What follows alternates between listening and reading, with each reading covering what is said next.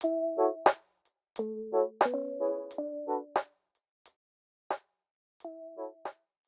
going under contract as a buyer, they need to put down what's called a good faith deposit, which stays with the seller in a neutral escrow account. Now, one question I'm most often asked by my buyers, even before going under contract, is how can I get out of the contract? And what they really mean is how can I cancel and get my earnest money refunded in full? So in this video, we'll explore 9 ways that you can get out of contract. Now, one thing to note before we dive in is that the Arizona contract is a pre-written contract, and you can download this for your review at the link below. Now, don't worry, I won't ask for your information, phone number, email, anything like that. It's actually linked to a Google Drive account right down below. And spoiler alert, if you read through this contract carefully, all the ways you can cancel are in it, but it's a bit of a boring read, and you will probably fall asleep doing so, and hopefully this video doesn't put you to sleep, right? So number 1, the first and most obvious way to protect yourself is with the buyer contingency addendum. Now, first, let me answer in a contract what a contingency is. So a contingency is a clause, it's a provision which requires a specific event or action to occur for the contract to be considered valid. Hopefully you followed that. The more contingencies that are in a contract, the more difficult it is for that contract to get accepted. So we'll talk about some separate contract clauses with other contingencies at the end of this video. This buyer contingency addendum will only be available to you if your purchase on the home is contingent upon the closing or sale of your current home. Now, because most people can't qualify for 2 mortgages, this is the provision that helps protect them should the sale of their home fall through. In the event it does and the seller has agreed to sign the buyer contingency addendum, the buyer will get their full earnest deposit back with 0 penalties. Now, this is why it's been very difficult for a lot of buyers in our current market in Arizona, and it forces many people to sell their home and rent in between purchasing. Number 2, you as the buyer have what's called a due diligence period. So in this period, we're going to inspect the home. We may do a roofing inspection. We're going to have a professional inspector come in and check everything else. We may have an AC contractor there to check out the air conditioning. By default, this period is 10 days. But in this market, what we've been seeing is that it's been shortened to 5 days or even less. And in some cases, it's been completely waived and buyers are not inspecting homes. And I don't ever recommend doing this unless it's a 2019 build or later. Now, during this due diligence period, this inspection period, you can cancel for pretty much any reason. Yeah, any reason. And you'll fill out a separate form, which is called a BINSER, which will be sent over to the listing agent should you choose to cancel the contract. Now, of course, you can't say that you canceled because you found a better home, or because you're going to have too high of a mortgage payment, or because your health is failing.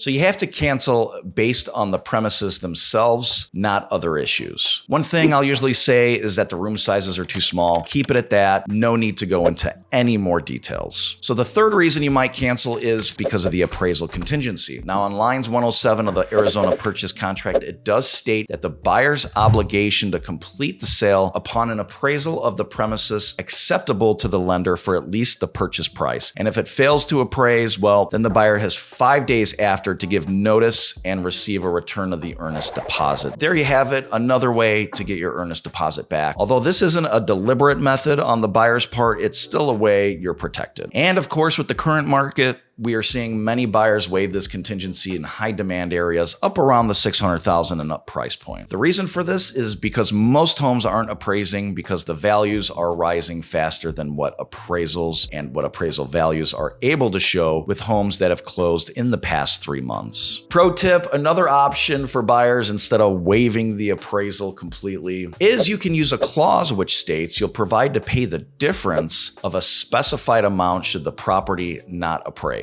For example, if you purchase a home for $500,000 and had a $5,000 appraisal gap and it appraised for $490,000, you'd be on the hook for a $495,000 purchase price. So you'd have to pay this extra $5,000 on top of your deposit and on top of your loan. Now, this is because your lender is only willing to lend a certain percentage of the total price, and their total price is $490,000 in their eyes. That is what the home is worth. Now, another option would be to decrease your down payment and get a loan for more to cover the out of out-of-pocket $5,000 expense. So instead of putting, let's say, $50,000 down, you put down $45,000 and you use that extra $5,000 to pay the gap. Hopefully you followed that. Now, number 4 is the SPUDs. The SPUDs is the seller's property disclosure statement, and in the perfect world, this would have everything disclosed that is wrong with the property. And they also have to give you material facts about the property. Basically, this is just a bunch of questions the seller has to answer for the buyer. You can download a copy of this as well right below. Now, this should be delivered within 3 days of acceptance of a purchase contract, and then the buyer, you, has the right to cancel the contract up to 5 days after the receipt of this document. Side note, day 1 starts the next day after receipt of the SPUDs, and it ends at midnight on the final day or day 5. This is for all time periods in the contract. Now, here's a scenario. Let's say you shorten the due diligence to 5 days and you don't receive the SPUDs until day 5. Well, technically, you have another 5 days for a total of 10 days to cancel the contract. Now, there's been some transactions where I haven't received the SPUDs for 10 days, and hate to say it, somewhere it's taken even longer. Now on to our 5th way to cancel a contract, and that is through the loan contingency. If your loan is denied by the bank or lender you are using, this is grounds for an earnest deposit refund upon cancellation. If you do not qualify for a loan, you simply have to deliver, or your lender has to deliver, a loan denial. Now, this could be for many reasons, such as loss of a job, rising rates that would no longer qualify you for the home, or if you purchase a vehicle while waiting for your home to close. Get that Ferrari. No, don't get that Ferrari. Wait till you buy the house. The 6th way you can get your earnest deposit back is through the title commitment. Now, the escrow/title company, they're the same company here in Arizona, but just know that you have up to 5 days after receiving this to cancel your contract.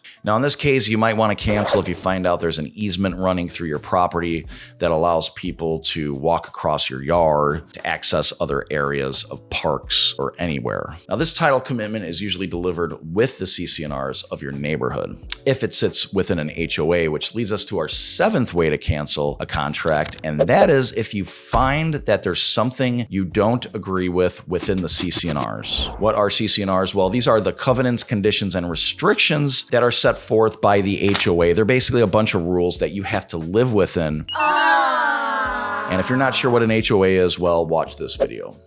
HOAs have different rules that you may not want to obey, so it's important to read through the CCNRs. For example, in my neighborhood, we have RV gates, but for some odd reason, and I guess I kind of understand it, we can't store any trailers, RVs, or have sheds that are viewable above this gate. And one way to get out of the contract is to just let the seller know that you disapprove of any HOA rule. Now, number 8, the clue report. Now, this is the insurance claims report, and it's required by the seller to provide any record of claims that have been made within the past 5 years of ownership. Now, if there's something on there, like let's say a leak in the master bath that caused a ton of damage to the home, well, you as the buyer have a right to cancel. Number 9, custom clauses. Now, there are clauses that you can add to the purchase contract as contingencies. Here's a pretty outlandish but interesting contingency. Let's say you wanted to purchase a home contingent upon the Phoenix Suns winning the championship. Well, maybe you think Phoenix will become more of a hot spot for vacations after they win. Now, this could be a contingency added in the contract. Just keep in mind you probably won't get it accepted, as it puts a lot of uncertainty in the seller's hands. Now, one thing I'm asked quite a bit after my buyers go under contract is, can the seller cancel on a buyer? I've had a lot of buyers that once they get under contract worry about this. The answer is no, but yes. Let me explain. I just recently had this happen with a multi-million-dollar home. We went under contract at about $1.95 million, and